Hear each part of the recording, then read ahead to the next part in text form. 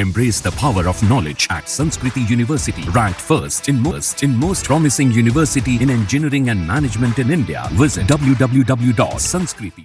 विगत कई वर्षों से जब जब भारत में संसद का सत्र चलता है तब तब विदेश में कोई ना कोई रिपोर्ट छपती है।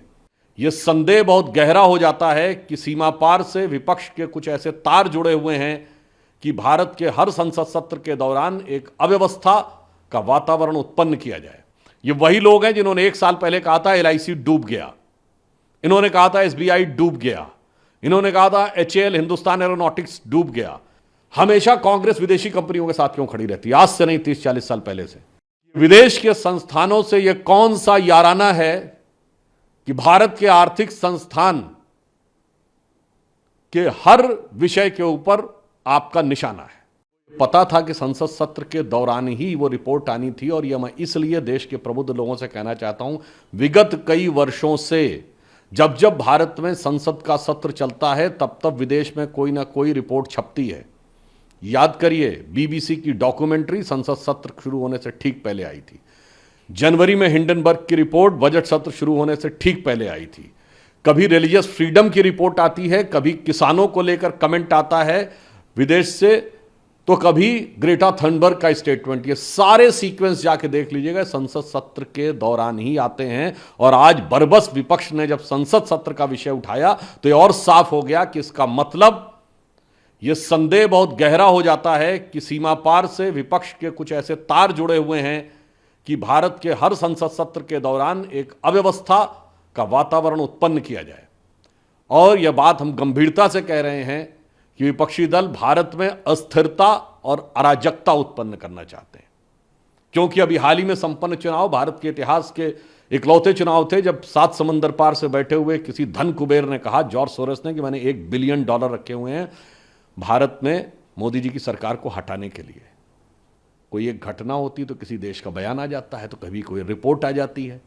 तो हमारी समझ में ये नहीं आता है कि ये सारी बातें, और फिर वो विदेश में जाकर ही राहुल गांधी जी अनेक प्रकार की चीजों की अपेक्षा करते हैं।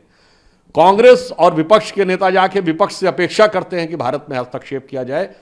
और मैं पुनः गंभीरता के साथ कहना चाहता हूं कि भारत के अंदर ये आर्थिक अराजकता उत्पन्न करना चाहते हैं भ्रम के द्वारा, चाहे विषय भारत सरकार की कंपनी का हो या कोई निजी कंपनी का हो।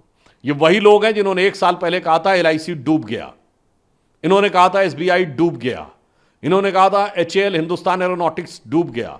फैक्ट यह है कि एलआईसी ने पिछले तिमाही में 17,000 करोड़ का प्रॉफिट दर्ज किया है, जो ऑल टाइम हाई है। स्टेट बैंक ऑफ इंडिया ने पिछले तिमाही में 21,000 करोड़ का प्रॉफिट दर्ज किया है, जो प्राइवेट और गवर्नमेंट दोनों की कंपनीज में मिला के ऑल टाइम हाई है। एचएएल ने 29,000 करोड़ का रेवेन्यू 2023-24 में आया। अब सेबी के ऊपर अटैक है। मैं पूछना चाहता हूं कि आप ये कर क्या काम करना चाहते हैं? और मैं जिम्मेदारी के साथ कहता हूं, सिर्फ फैक्ट सामने रख रहा हूं, हमेशा कांग्रेस विदेशी कंपनियों के साथ क्यों खड़ी रहती है? आज से नहीं, 30-40 साल पहले से।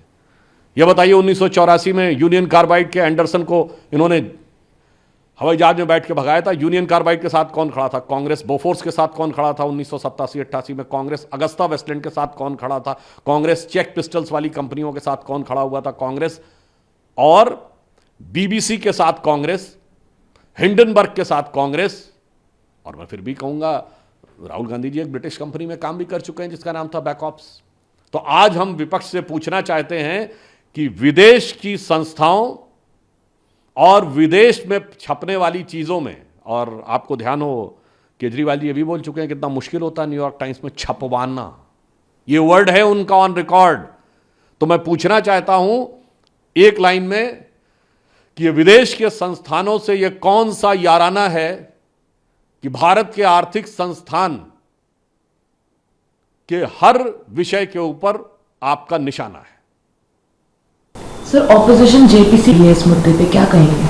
देखिए, अपोजिशन पहले भी इस विषय पे बात करती रही। जेपीसी का अधिकार, जब एक बिंदु में और भी कहना चाहूंगा, जो संसद सत्र के दौरान की उन्होंने बात कही, तो बिजनेस एडवाइजरी कमेटी में तय हुआ कि संसद सत्र का सत्रावसान होगा। मैं स्वयं भी बिजनेस एडवाइजरी कमेटी का मेंबर हूं। तो बताइए, कांग्रेस के लोग तो उसमें थे।